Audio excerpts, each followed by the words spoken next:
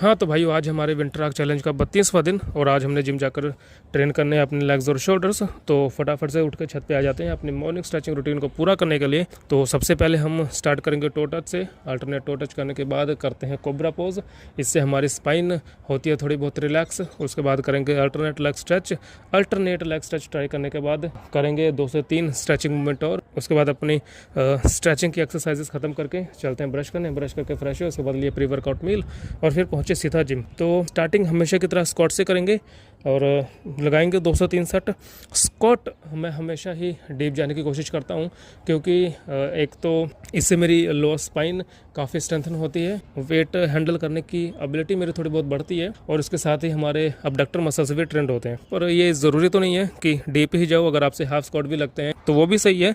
बस rape range ज़्यादा निकालने की कोशिश करो। 2 से 4 अगर डीप आ रहे हैं तो फिर वेल एंड गुड।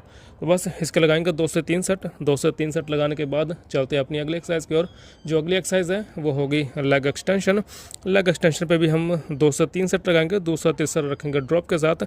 उसके बाद चलते हैं अपनी तीसरी एक्सरसाइज की ओर। जो तीसरी एक्सरसाइज होगी वो होगी हमारी हैमस्ट्रिंग्स की, जो होगी आरडीएल्स। बस आरडीएल्स के लगाएंगे 2 से 3 सेट और बस इसी के साथ ही अपने लेग के सेशन करते हैं खत्म। ठीक ठाक वर्कआउट लगाएंगे, ज़्यादा इंटेंस नहीं जाना है, ज़्यादा मसल्स को टॉर्चर नहीं करना है। जितनी हमारी खुराक है उस हिसाब से आज के लिए बहुत है।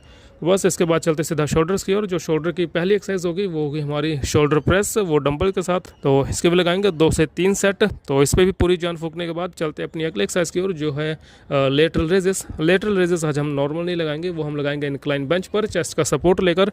वेट हल्का रहने वाला है और हमने कोशिश ये रखनी है कि हमने अपने वेट्स को शोल्डर से ही उठाना है और अगर इसमें हमारी एल्बोस वगैरह इन्वॉल्व हुई तो रेप्स परफॉर्म करते रह जाएंगे, इफेक्ट बिल्कुल नहीं आएगा, जिसका कोई फ़ायदा नहीं है। तो वेट हल्के हैं, शोल्डर्स पे लाने की कोशिश करो, लगाओ 12 से 15 रैप।